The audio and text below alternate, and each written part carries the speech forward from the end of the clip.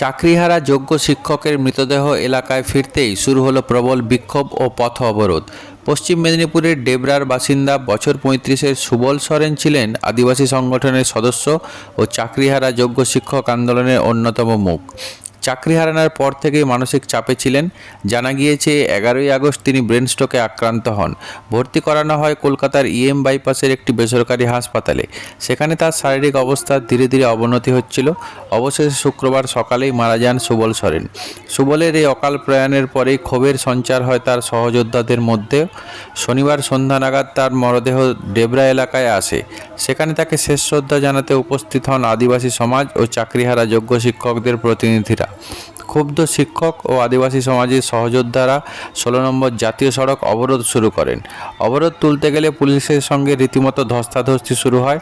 প্রায় ঘণ্টাখানেক চলে অবরোধ। পরিস্থিতি রীতিমতো উত্তপ্ত হয়ে ওঠে। পরে পুলিশের বহু চেষ্টায় অবরোধ ওঠে। গোটা ঘটনায় মোট ৮ জনকে আটক করেছে পুলিশ।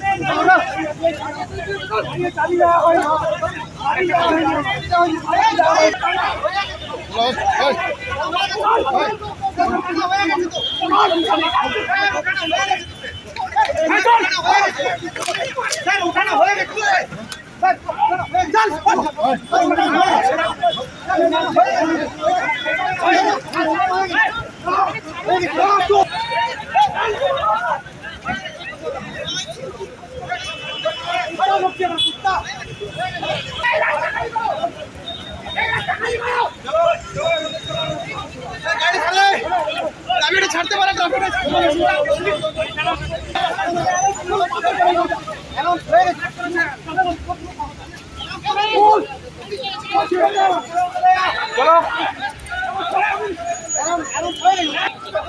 আমরা তো করে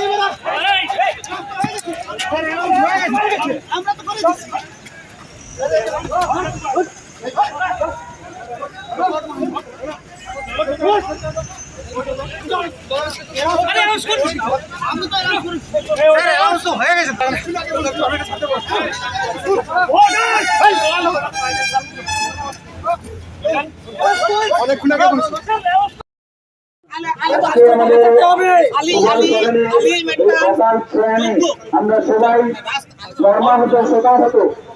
তার প্রতি জানানোর আমাদের কোনো ভাষা নেই। আমরা বিভিন্ন তাহলে এরকম একটা অবস্থায় স্বতঃস্ফূর্তভাবে বিভিন্ন অথচ প্রশাসনের কোনো দর্শন ব্যক্তি এখনো পর্যন্ত এখানে আসেননি। পুলিশের পক্ষ থেকে পুলিশের ওসি যেখানে ওসি শুধুমাত্র নেওয়ার জন্য আমাদের রয়েছেন, কিন্তু এই ঘটনার জন্য গত 6 ঘটনা সুপ্রিম কোর্টের রায়ের ফলে আজকে 25,000 শিক্ষক এবং শিক্ষাকর্মীদের চাকরি দেওয়া হয়েছে। তাদের মধ্যে বিভিন্ন যোগ্যতা জানিয়ে তারা পরীক্ষা নিবেদন উত্তীর্ণ করে 10 বছর আগে শিক্ষকতার চাকরিতে নিযুক্ত করেছিলেন। আজকে তাদেরকে লড়াই তারা পরীক্ষায় মুখোমুখি হতে হবে। কোনো পরীক্ষায় ফোনচুরা হয়েছিলেন ধরেন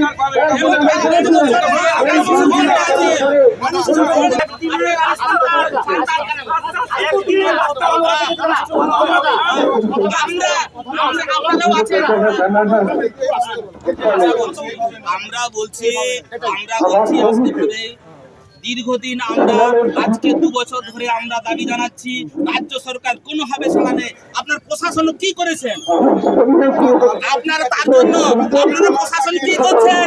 একটা টিচার, একটা যোগ্য শিক্ষক চলে গেল, তার 2 বছর একটা শিক্ষক আছে, তার দায়িত্ব নিতে হবে। সরকারকে জানিয়ে দিন। সুমন সরেনের পরিবারকে 10 কোটি টাকা ক্ষতিপূরণ দিতে হবে। এই দাবিতে সর্বস্তরের মানুষ সুমন সরেনের পরিবারকে 10 কোটি টাকা